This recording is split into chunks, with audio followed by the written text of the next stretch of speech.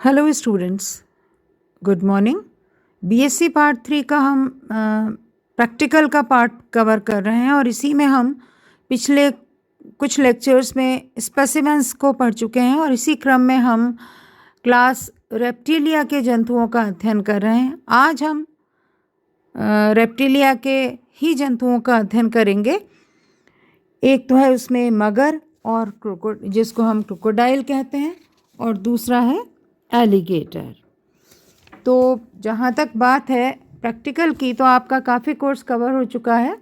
आप लोगों के पास प्रैक्टिकल की बुक्स भी हैं, उसके अकॉर्डिंग आप अपने डायग्राम्स अपनी प्रैक्टिकल फाइल्स में बनाएंगे। और माइक्रोस्कोपिक स्लाइड्स के बारे में भी आपको बताया जा चुका है।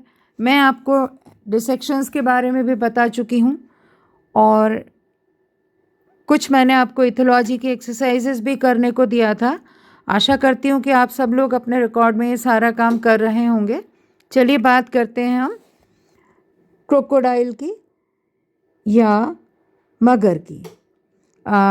फाइलम कॉर्डेटा का सदस्य है, ग्रुप क्रेनिएटा है, सब फाइलम वर्टिब्रेटा है, डिवीजन नेथोस्टोमेटा है और सुपर क्लास इसकी है टेट्रापोडा। क्लास की बात करें तो रेप्टिलिया है, सब क्लास डायप्सिडा है और ऑर्डर इसका क्रोकोडिलिया है। ये बहुत ही प्राचीन जंतु हैं और बहुत बड़े आकार के भारी भरकम एम्फीबियस एनिमल्स हैं और इनका शरीर जो है वो एपिडर्मल स्केल्स और डर्मल प्लेट्स के बहुत कठोर कवरिंग या आवरण से ढका होता है। जबड़ों पर सॉकेट्स में उपस्थित होते हैं दांत, जो बहुत ही नुकीले होते हैं।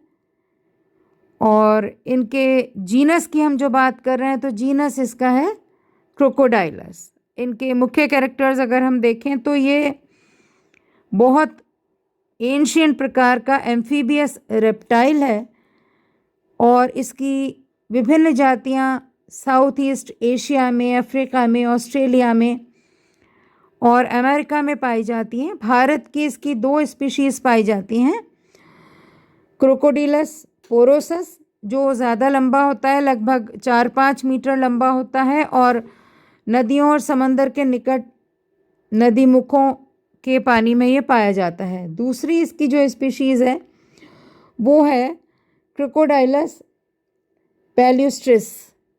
ये लंबाई में थोड़ा कम होता है, 3 मीटर तक लंबा होता है और नदियों और झीलों में पाया जाता है।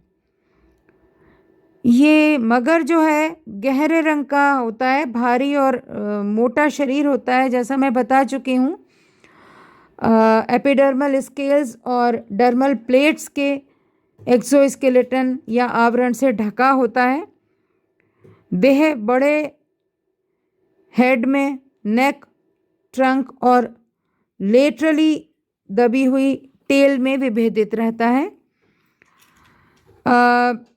हेड जो है वो ट्रायंगुलर होता है तथा आगे से सकरा होकर एक स्नाउट के रूप में होता है और जो इसके नेज़ल एपर्चर्स हैं या नॉस्ट्रल्स हैं इसी स्नाउट के टिप पे या शिखर पे होते हैं। नासा छिद्रों में कपाट होते हैं जो जल को अंदर जाते ही बंद कर लिए जाते हैं। जबड़ों पर असमान पैने और नुकीले दांत उपस्थित होते हैं। निचले जबड़े के पहली जोड़ी के दांत ऊपरी जबड़े में स्थित पिट्स में फिट हो जाते हैं। इसी प्रकार निचले जबड़े की चौथी जोड़ी दांत ऊपरी जबड़े के बाह्य क्षेत्र में स्थित खांचों में या ग्रूव्स में फिट हो जाते हैं। ये व्यवस्था क्रोकोडाइलस श्रेणी का एक विशेष लक्षण है।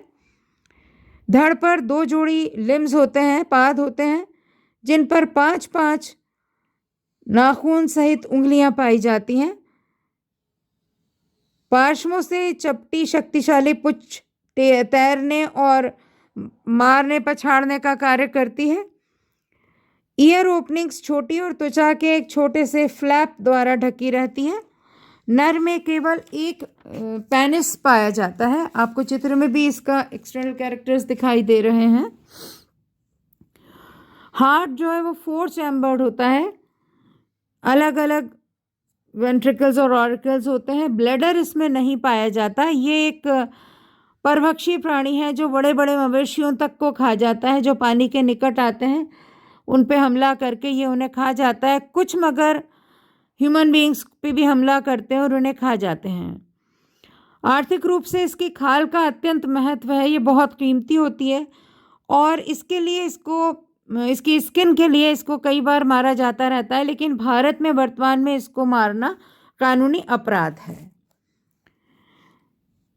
अब दूसरा एनिमल है एलिगेटर। इसका क्लासिफिकेशन देखें तो फाइलम कॉर्डेटा, ग्रुप क्रेनिएटा, सब phylum vertebrata, division नैथोस्टोमेटा, super class Tetrapoda, class reptilia, सब क्लास डायप्सिडा और ऑर्डर इसका है क्रोकोडिलिया। जीनस है एलिगेटर।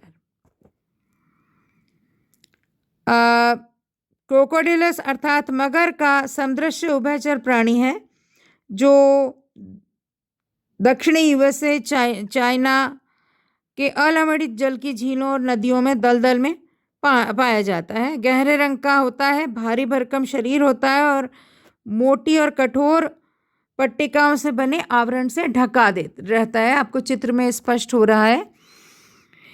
देह बड़ा होता है, शीर्ष, नेक, ट्रंक में बटा और साथ में लेटरली कंप्रेस्ड टेल होती है जो बड़ी शक्तिशाली होती है और इसकी लंबाई लगभग 3 मीटर तक होती है।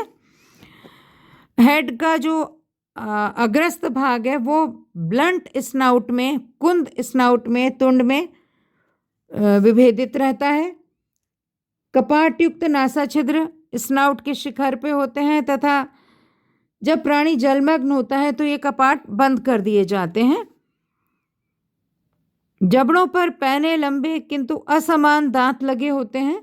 निचले जबड़े की पहली तथा चौथी जोड़ी दांत ऊपरी जबड़े में उपस्थित पिट्स में फिट होते हैं। यह लक्षण एलिगेटर का एक विशेष लक्षण है। जो इसकी टेल है वो तैरने और शिकार को मारने पछाड़ने के काम में आती है।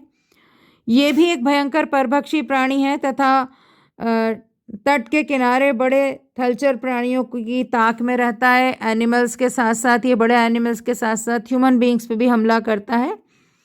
इसकी भी खाल, स्किन बहुत ही